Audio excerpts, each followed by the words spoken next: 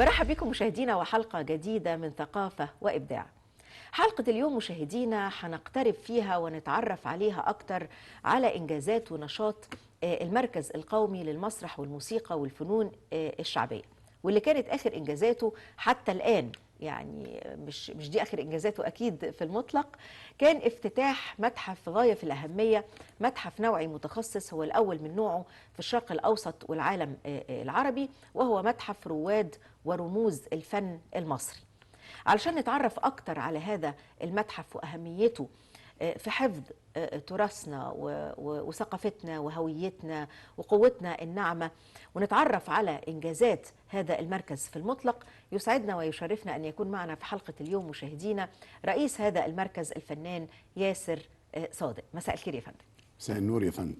ألف مبروك افتتاح المتحف، متحف رموز ورواد الفن المصري اللي افتتحته وزارة الثقافة دكتورة نيفين الكيلاني من فترة مش طويلة. الحقيقة المتحف أسعد وأثلج صدور كثيرين. شفنا الفن المصري كله سواء مسرح سينما موسيقى متجسد أمامنا، كأننا يعني بنشوف حاجة كده زي المعدم تسوتس كده اللي بنشوفه في بلاد بره. يعني متحف فعلا يليق بمصر، كل رموز الفن المصري كانت حاضرة وكأنهم على قيد الحياة. يا ريت تكلمني عن الإنجاز ده. والله يعني زي ما حضرتك تفضلتي، المتحف تراث مصر وهويتها وذاكرة لجميع الأجيال القادمة إن شاء الله، وتاريخنا الفني طبعا. في الحقيقة المتحف ده موجود من قرار إنشاء المركز.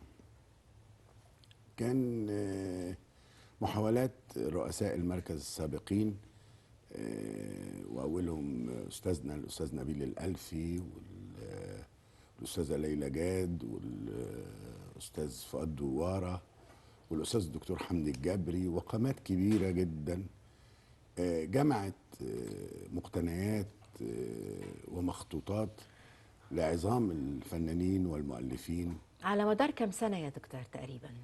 هو المركز أنشئ سنة 80 بقرار الجمهوري من الرئيس الراحل محمد أنور السادات، وتم هيكلة وجود المتحف القومي للمسرح والموسيقى والفنون الشعبية بقرار وزير الثقافة الأسبق الأستاذ عبد الحميد رضوان سنة 81. تمام.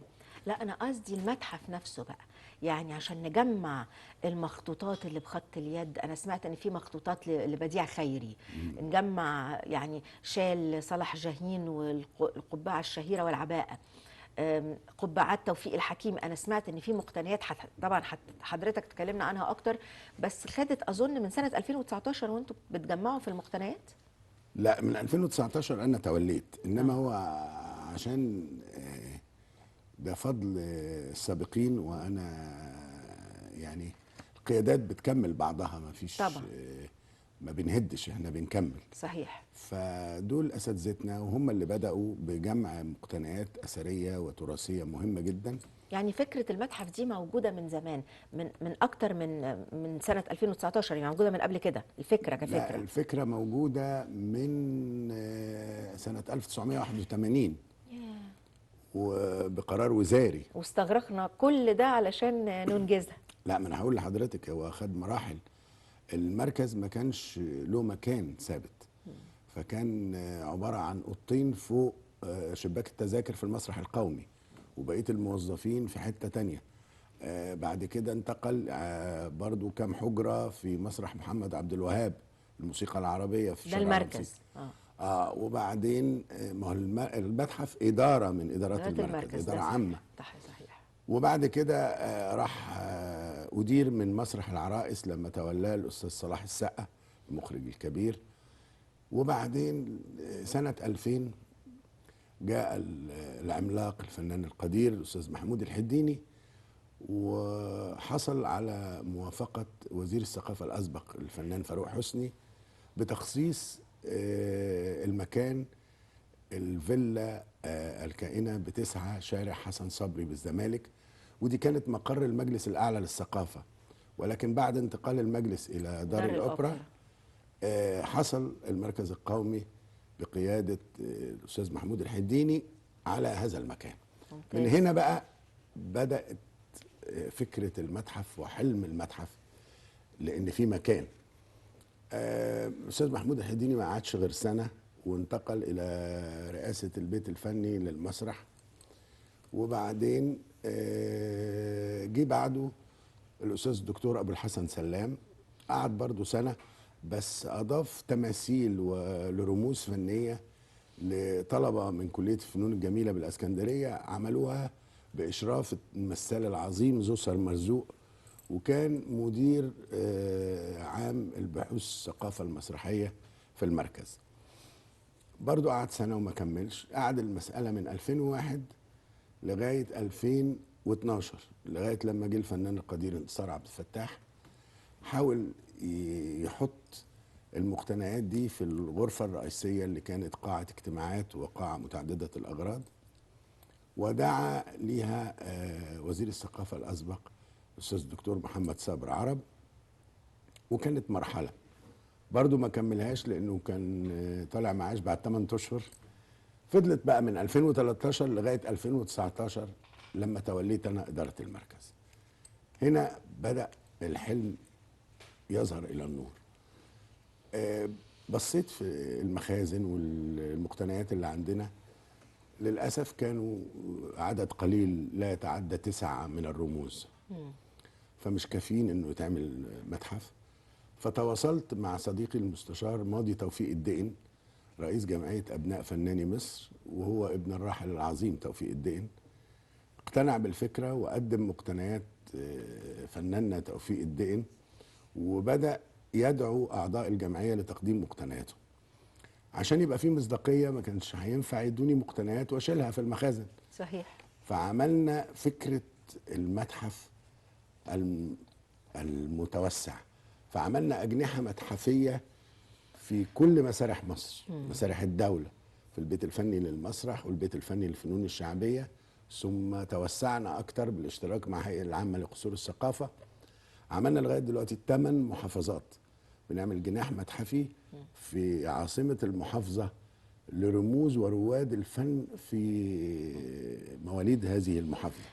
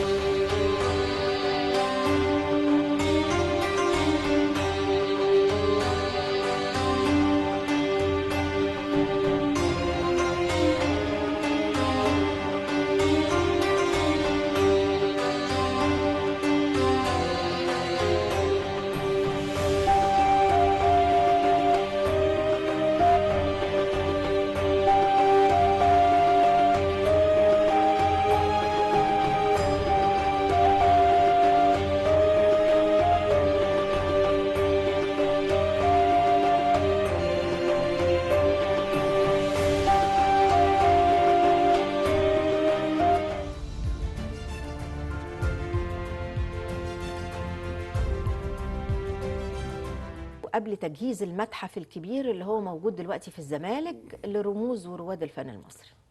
اللي حصل ده ادى مصداقيه للناس انه يقدموا مقتنيات اهلهم وابائهم وذويهم، انه بدا يشوفوا على ارض الواقع مقتنياتهم وملابسهم التراثيه اللي قدموها على المسارح دي، لغايه لما جينا من وملابس الشخصيات كمان اظن. طبعا، لغايه لما جينا من 6 اشهر بدانا بقى ننفذ الحلم برغم الصعوبات الكثيره وكورونا والمشاكل وضعف الحاله الاقتصاديه والموازنات. بس قدرنا بجهود رجالة المركز والعاملين بالمركز، الجهود الذاتية، وبدعم من جهة سيادية عظيمة أمنت بقيمة المقتنيات اللي عندنا، بدأنا نطور الحديقة المتحفية بالكامل، المتحف والغرفة الرئيسية للمتحف المكونة من 4 حجرات. واحنا كنا في المرحلة دي أضفنا 70 شخصية ليصل حوالي 79 رمز فني عظيم ورائد من رواد الفن المصري. بدأنا عملنا المتحف وانتظرنا معالي وزيرة الثقافة انها تيجي تفتحه عشان يبقى واخد الشرعية. كل التطوير ده تم بإشراف قطاع الفنون التشكيلية حتى يأخذ الصبغة العلمية التقنية المظبوطة. والحمد لله جه الأستاذ خالد جلال رئيس قطاع شؤون الإنتاج الثقافي في جولة تفقدية أكتر من مرة، وشاف أبدى إعجابه، وإدى ملاحظات هامة جدا أخدنا بيها وعملناها، وكان الافتتاح وكان شيء عظيم جدا. ده حقيقي. الحمد لله احنا بنجمع مقتنيات الراحلين والأحياء. ده صحيح. احنا شفنا تقريبا الفنانة سميحة أيوب وسميرة عبد العزيز كانوا سعداء جدا هم بيشوفوا مقتنياتهم وهم ما زالوا على قيد الحياة، علشان يكرم الفنان ويكون مصدق ان احنا معترفين بيه كرائد وكرمز وهو ما زال على قيد الحياة وحتى قبل رحيله. طبعا دي سيدة المسرح العربي، طبعا. ده الوطن العربي كله معترف بيه. انا عايز اقول لحضرتك ان قبل ما نفتتح المتحف وقبل ما تشرفنا معالي وزير الثقافة بساعات، أهدتنا فنانتنا الجميلة العظيمة الأستاذة ليلى طاهر مقتنياتها. الله. النهاردة وأنا جاي لسيادتك قبل ما يجي بساعتين تفقد المتحف الأستاذ محمد شبانة ابن أخو الراحل العظيم فنان عبد الحليم حافظ طبعا. ووعد بإهداء مقتنيات للمتحف لتسري باقي المقتنيات اللي موجودة ويكون إضافة حميدة للمتحف. المتحف ده شيء مهم جدا، الكنوز اللي بيحويها حاجات مهمة جدا، وكمان بيشمل مسرح وسينما وغناء، يعني طبعا. مش في مجال واحد، يعني الفن كله، الفن المصري كله، وبالتالي تاريخ مصر كله، يعني تاريخ الفن المصري كله والقوى الناعمة المصرية والهوية المصرية والذاكرة المصرية كلها بالكامل في هذا المتحف. مظبوط. أنا شايف إن المتحف أمن قومي. صحيح، كنت لسه هسألك، ده مشروع أمن قومي بالفعل. أمن قومي فعلا، والجهة السيادية اللي ساعدتنا وعملت كده وطورت المكان من غير ما نتكلف احنا ماديا حاجه، لان احنا كان عندنا ضعف امكانيات فظيعه جدا، بس هم امنوا بالفكره دي لان خطوره خروج المقتنيات دي بره مصر طبعا تفريط في رياده مصر. صحيح، ده صحيح. يعني رائدة. حتى الآن نصارع من أجل رأس نفرتيتي مثلا. طبعا، وهم لا يقلوا عن الآثار الفرعونية في المتاحف والمعابد. ده واقعنا بالظبط يا فندم، ده الحاضر والمستقبل. فالحمد لله ان ربنا وفقني في اخر حياتي الوظيفيه الرسميه ان انا يعني اختتمها بهذا الانجاز، ويبقى يعني ربنا سبحانه وتعالى يكلل مجهودي ويبقى ده هديتي لبلدي وتاج راسي مصر. طيب، أكتر شخصية حضرتك يعني حاسس إن مقتنياتها ثرية جدا، أو عرفنا، بلاش نقول أكتر شخصية، أهم المقتنيات اللي موجودة في المتحف عشان نعرف السادة المشاهدين قد إيه المتحف ده فعلا مهم. وأظن هو مفتوح للجمهور، يعني من حق أي مواطن أو سائح إن هو يدخل يشوفه. طبعا مفتوح دلوقتي فترة انتقالية كده بالمجان للجمهور، وإن شاء الله الأسبوع الجاي جاري طبع التذاكر، وهتبقى تذاكر حنينه وباسعار مخفضه للناس. الناس بتدفع اموال طائله حضرتك عشان تخش متحف زي معدن السقط زي ما قلنا في اللي موجود في اوروبا، اللي يعني هنشوف صور بقى هناك بقى مايكل جاكسون ومارلين مونرو والى اخره، وبالتالي السياح بتروح بتدفع اموال طائله علشان تتفرج على المتاحف اللي من هذا النوع. فلما سياح يجوا يشوفوا مقتنيات لام كلثوم وعبد الحليم حافظ، خصوصا ان انا سمعت ان هيكون في غرف هولوجرام، يعني وبالتالي كأن الشخص اللي هيدخل المتحف هيشوف كأنه التقى بهذه الشخصية الفنية اللي هو بيحبها. يعني عايز عدلي كاسب هتقابله، عايز تشوف أم كلثوم هتشوفها.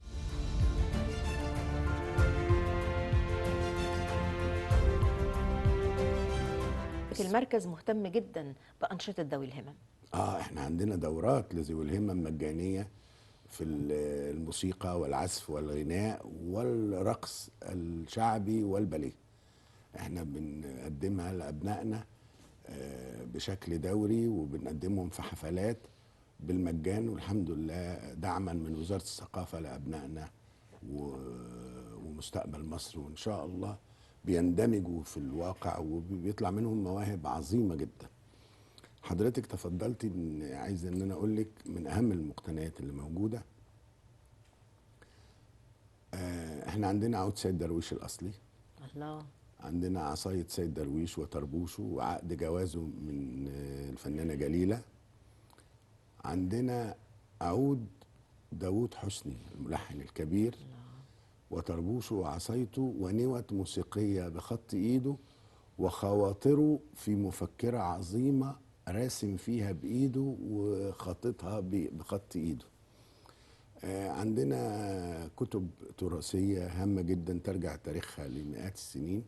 عندنا مخطوطات لمؤلفين مسرحيين بخط ايديهم زي مارون النقاش، مع حفظ الألقاب طبعا، مارون النقاش، بديع خيري، حسين باشا فهمي، أبو السعود الإبياري، يعني بدءا من 1907 و1916. عندنا منشورات وإعلانات مسرحية من 100 و120 سنة. عندنا صور أصلية تراثية للفنانين. عندنا ملابس ومقتنيات ليهم. عندنا ملابس فنية ارتداها عميد المسرح العربي يوسف بيه وهبي، السيدة أمينة رزق، عندنا علوية جميل، عندنا السيدة سميحة أيوب سيدة المسرح العربي، عندنا نجم عدلي كاسب، عندنا الأستاذ توفيق الدين، عندنا الأستاذ عبد المنعم إبراهيم، عندنا الأستاذ شكري سرحان. عندنا قدر كبير جدا من الرموز الفنية القدامى واللي موجودين والراحلين القريبين، يعني زي اخويا وحبيبي النجم الجميل طلعت زكريا، صلاح رشوان، حسن الديب، منتصر بالله، استاذ محمود الجندي.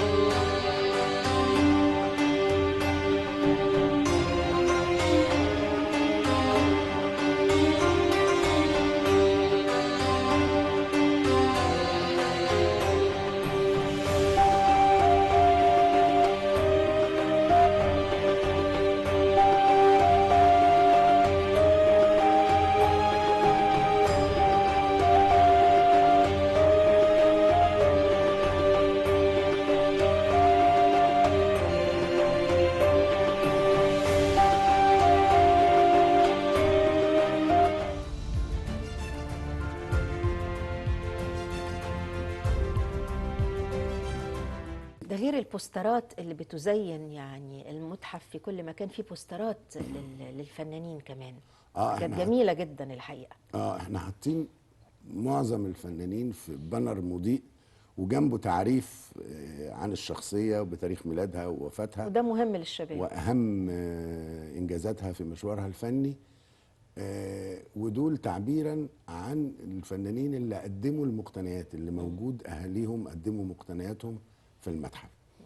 وفي كتير جدا لسه ما عرضناهوش في الطابق الثاني ان شاء الله في التجهيز، لان طب اللي جاي ايه بقى؟ مين اللي فاضل من رموزنا وروادنا اللي لسه مقتنياتهم لم تأتي؟ يعني حضرتك قلت ان عبد الحليم حافظ بإذن الله مقتنياته بإذن الله. سوف تأتي، مين كمان فاضل يا فندم؟ لا، في كتير، في كتير، وانا يعني مهموم بالحكايه دي. واحنا زرنا بالامس نقيب الفنانين الاستاذ الدكتور اشرف زكي، ووعد بمساعدتي في ان يتدخل التواصل مع مع أسر بعض اسر الفنانين. الفنانين ان احنا نحصل على المقتنيات. حسيت بتعاون من الأسر؟ لأن بعض الأسر يعني ربما الزمن غيرها، تراجعوا عن أفكارهم. يعني للأسف حسين صدقي مثلا أفلامه أسرته اتحرقت، حرقوا أفلامه. يعني أحيانا يعني الفنان مش ملك نفسه ولا ملك لأسرته، مع كامل الاحترام لكل الأسر، لكن الفنان ده ملك الوطن وملك للذاكرة والهوية والتاريخ. يعني محدش يقدر يغير تاريخ حد. فهل للأسف في مقتنيات بعض الأسر مثلا رفضت إن هي تتعاون، أو ايا كانت الاسباب يعني، ورفضت ان يكون في مقتنيات لذويهم؟ لا، هم ما رفضوش بالمعنى الحرفي يعني، انما هم يعني تباطؤوا. ما كانش عندهم رؤية للموضوع، ما شافوش، كان لسه المتحف لم يفتتح، فما عندهمش احساس بجدية الموضوع واهتمام الدولة بيه. طبعا بعد افتتاح معالي وزيرة الثقافة الأستاذة الدكتورة نيفين الكيلاني وقنوات كتير غطت والحشد كمان. ده الكبير صحيح. والتغطية كان في الإعلامية. قنوات اجنبيه يا فندم ايضا، ولا كلها كانت قنوات مصريه؟ لا، قنوات مصرية وأجنبية وعربية ممتاز. وطبعا. لانه فعلا حدث عالمي وامن قومي، مشروع امن قومي زي ما حضرتك قلت. فده كمان ادى احساس للاسر باهتمام الدوله وباهميه الموضوع ده. وزي ما حضرتك تفضلتي ان الفنان صنعوا الشعب المصري. ده صحيح. اهله ما صنعوهوش، اهله لهم علاقه بالانسان، انما الفنان ده صنيعه مصر، فهي اولى بيه واولى بتراثه ومقتنياته انها تحفظ في هذه الذاكره.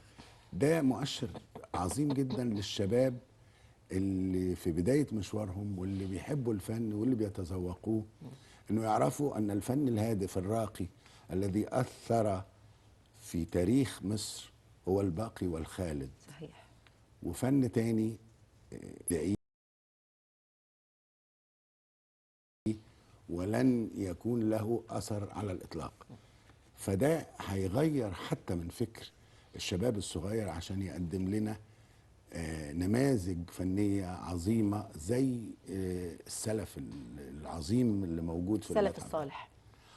بس عشان ما نخشش في هم سلفنا هم الصالح. سلفنا الصالح طبعا طبعا. كل شخص او كل فئه عندها سلفها الصالح. طبعا طبعا طبعا، لان دول هقول لحضرتك حاجه، الفن المصري، حضارات الامم بتبنى بمثقفيها وفنانيها صحيح. ومبدعيها. ما دي القوة الناعمة المصرية. بالظبط يا فندم. يعني العالم العربي كله عرف اللهجة المصرية وبيحبها بسبب الأفلام والمسلسلات والمسرحيات وإلى آخره. الدخل القومي، السينما كان صحيح. تاني أيام طلعت حرب. مصدر للدخل القومي. في صورة لطلعت باشا حرب في المتحف، وحتى سئلت ليه حاططها، قلت لهم ده صاحب الايادي البيضاء على الفن صحيح. المصري. ده اول من مصر. عمل استوديو مصر، واللي ما يعرفوش الناس ان هو اللي عمل مسرح الازبكيه، عمل المسرح القومي. جميل.